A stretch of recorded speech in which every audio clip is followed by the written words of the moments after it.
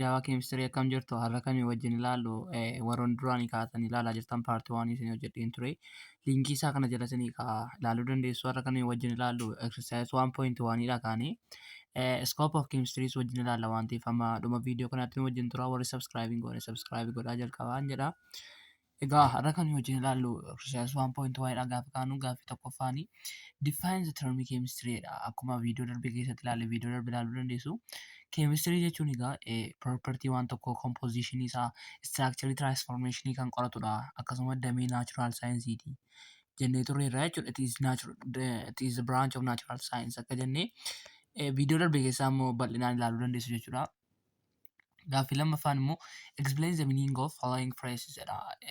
Wantoota kanaa gadi ibsiidha. Jalqaba yoo ilaaltanii property. Property jechuun akkuma viidiyoo darbe keessa ilaalle attribute waan tokko characteristics jechuun amala waan tokko akka inni ta'e wajjin ilaallee turre jechuudha. Inni kan biraan immoo composition yoo ilaaltanii composition jechuun ingredient waan tokko amma biskuitii tokko tokkorra yoo ilaaltanii ingredient jedhee jira wantoota inni irraa hojjetame keemikaalota garaagaraa irraa hojjetame illee barreessa kanaafi compositionii waan tokko jechuun wanta inni irraa uumame jechuudha. Structure isaa immoo structure isaa jechuun immoo caasaalee inni qabu of keessatti immoo maalirraa uumame gara caasaa kamiimmoo qaba kan jedhudha. Transformation of substance kan jennu egaa wanti tokko gara waan tokkootti gaafa jijjiiramudha. Transformationii kana bakka lamatti qoodanii ilaaluu dandeessu. Keemikaaliidhaa fi fiizikaalii ta'uu danda'a jechuudha. Keemikaalii gaafa jennu kutaa 8 ilaaltaniitu viidiyoo ittaanu keessattis ilaaluu dandeenya jechuudha. Inni kan biraan immoo kan inni irraa wajjin ilaallu scope of chemistry. Scope of chemistry jechuun lafa keemistiriin gahee qoratu daangaa keemistirii jechuudha. Wantoonni inni qoratu fakkeenyaaf sochiin qoratu keemistirii maaliif hojjetanii fiiziksiin jira waan ta'eef garuu immoo maal qorataree jennee kan ilaallu ta'a. Egaa the study of modern chemistry has many branches. Egaa modern chemistry yookiin immoo chemistry ammayyaawaan bakka gurguddaa baay'eetti qoodama jechuudha. Baay'ee many branches caasaalee shibee branches shibeellee qabdi jechuudha. But can generally be broken down into 5 main disciplines or areas of study. Egaa garuu immoo bakka gurguddaa shanitti akka waliigalaatti qoonnee ilaalla jechuudha. Kana duwwaa osoo hin taane warra shanii kana duwwaa osoo hin taane bakka gurguddaa iddoo baay'eetti qoodamu jechuudha. Warrumti nuyi amma wajjin ilaallu kunillee bakka garaagaraatti qoqqoodamu jechuudha. Fakkeenyaaf isa jalqabaa kana yoo ilaaltanii physical chemistry. Physical chemistry gaafa jennu it is the study of macroscopic properties. Egaa jecha kana ilaaluu qabdu macroscopic macro kanaa fi MI yoo ilaaltanii garaagara maaliif yoo jettanii maakiroo jechuun waan bigii ta'edha jechuudha yookiin immoo laarjii kan ta'edha jechuudha. Maayikirootiin kun immoo ismoolii fakkeenyaaf maayikirooskooppii gaafa jettanii waan xixiqqoo qorachuudhaaf maakiroon nuyi jennu garuu wantoota gurguddaa amala wantoota gurguddaa qorachuuf kan fayyadudha. Wantoota qaamaa ijaan argamuu danda'a wantoota taachabilii ta'an yookiin harkaan qaqqabatamuu danda'an kan qoratudha jechuudha. Atomic properties and the phenomenal in chemical system. Akkasumallee amma caasaa atomic property gaafa jennu gadi siqeellee amma caasaa maatirii isa dhumaatti basic element of matter kan jennu atomikii kana amma sanatti illee deemee kan qoratudha jechuudha. Inni phenomena in chemical system. Egaa chemical system keessatti wantoota gaggeeffaman taateewwan achi keessatti ta'an illee physical chemistry kana qorata jechuudha. Physical chemist kan jennu egaa nama physical chemistry kana qoratudha jechuudha. Personidha jechuudha. May study such things as a rate of chemical reaction. Egaa wantoota kana qorata microscopic property, atomic property, phenomenal in chemical system qorata arga jennee namni kana qoratu immoo maal qorachuu qaba erga akkas ta'e jennee rate of chemical reaction dha tokko. Rate of chemical reaction jechuun saffisatti inni reactionoonni lama wal nyaatanii energy transfer that occur in reaction. Egaa gara kutaa 10tti barachuu dandeessu energy transfer kana exothermic fi endothermic kan jennu jira waan ta'eef energy transfer kana kan qoratu isaa jechuudha. Or the physical structure of materials at the molecular level. Akkasumallee physical structure amma molecular isa xiqqaattillee gallitee kan qoratudha jechuudha. Dameen chemistry inni kun jechuudha. Physical chemistry kan jennu inni kan biraan immoo physical chemistry organic chemistry dha jechuudha. Organic chemistry kan jennuun kun it is the study of substance containing carbon. Egaa akkuma waliigalaatti wanti inni qoratu wantoota substaansii wantoota kaarboonii of keessaa qabanidha jechuudha. Kaarboonii beektu groupii alfaafaatti kan argamudha. Groupii sadaf alfaafaatti kan argamudha. Kanaaf gabatee pireedikii irraa jechuudha.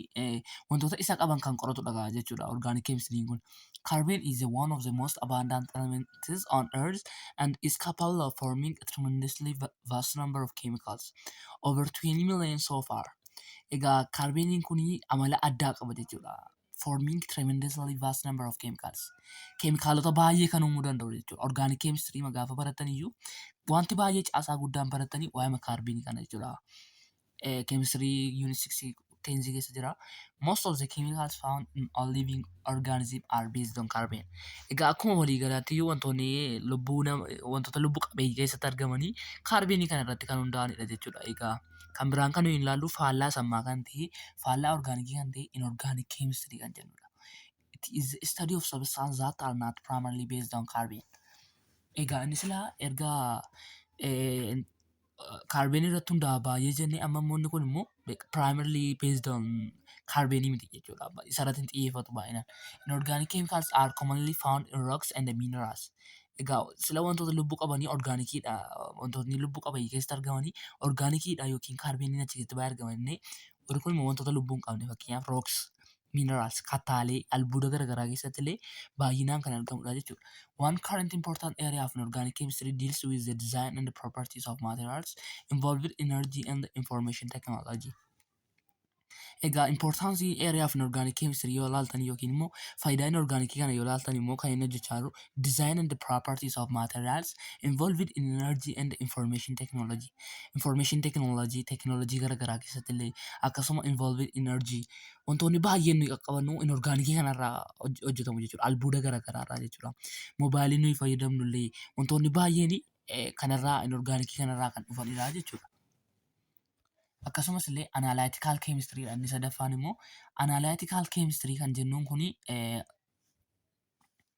analytical chemistry inni jennuun kuni annaffaan kuni it is the study of composition of matter. Egaa jechuma salphaa briefly dhaan gaafa ibsinu study of composition of matter qabiyyee waan tokko kan qoratudha jechuudha. It focuses on separating, identifying and quantifying chemicals in samples of matter. Egaa xiyyeeffannoon isaanii guddaan separating adda baasuu, identifying caasessuu yookiin ibsuu and quantifying lakkoofsaan kaa'uu chemicals in samples of matter. Saampilsii tokko fudhatee wantoota kana kan godhudha jechuudha. Analytical chemistry mee analytical chemistry gaafa jennu gaa analytical chemistry jechuun namicha isa qoratu jechuudha yookiin immoo person isa qoratu sanadha jechuudha. May use complex instrument to analyze an unknown material in order to determine its various components. Egaa analytical chemistry tokko wanti tokko akkam eessarraa akka dhufe maalsaa composition qorachuudhaa fi meeshaalee wal xaxataa meeshaalee gurguddaa amma maayikirooskoopiitti illee kan keessa galixee qoratudha jechuudha. Meeshaalee kana kan fayyadamudha jechuudha. Inni kan biraan immoo biochemistry dha jechuudha. Biochemistry jechuun it is the study of chemical processes that occur in living things. Egaa salphaamatti biochemistry kan jennu maaliif maaltu walitti dabalama bioloojii fi biology plus chemistry ta'a jechuudha. Warroota kan lamantu walitti dabalameetu akkas ta'a. Biochemistry kun gaa maal qorata yoo jenne chemical processii in occur in living things. Chemical processii kana kan qoratu maalidha jenne chemistry dhamni living things keessatti immoo taatee ta'u kan qoratu maal biology dha. Kanaaf walitti dhufanii kan qoratan jechuudha. It may cover anything from basic cellular process up to understanding disease status so that better treatment can be developed. Egaa amma basic cellular process gassiqee amma seeliitti illee kan qoratudha maaliifi dhukkuboota garaagaraa adda baasee yaalii gaaf illee argamsiisuudhaa fi kan baay'ee keessatti qoratudha jechuudha. All of the aforementioned disciplines of chemistry are highly engaged in taking measurements, making observations, and using them to come to conclusions. Egaa wantoonni nuyi amma armaan olitti caqasne hundi isaanii shanan isaanii jechuudha. Maalirratti qoratu yoo jettanii maalirratti hirmaatu yoo jettanii taking measurement in safaru waan tokko adda baasanii measure godhu. Isa booddee maal ittiin immoo making observation ijaan immoo daawwatu ijaan immoo observation godhu jechuudha. And using them to come to conclusion. Egaa waan arganiif kana waan safaran kana waan itti fayyadaman kana maal godhu conclusion itti fidu jechuun faayidaa isaa yookiin waan dhumaa ta'e tokko murteessu jechuudha. Chemistry is about looking for patterns in the way substance behave.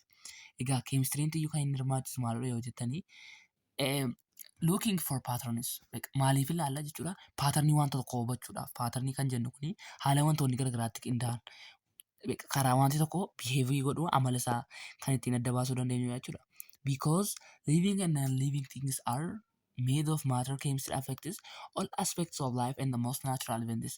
Egaa wanti kamiyyuu wanti lubbuu qabuuf hin qabne hundumtuu keemistiriin kan keessatti gahee qabudha jechuudha. Matter chemistry affects all aspects of life. Egaa keemistiriin kun jireenya guyyaa guyyaa keenya keessatti illee baay'ee kan barbaachisaa ta'e.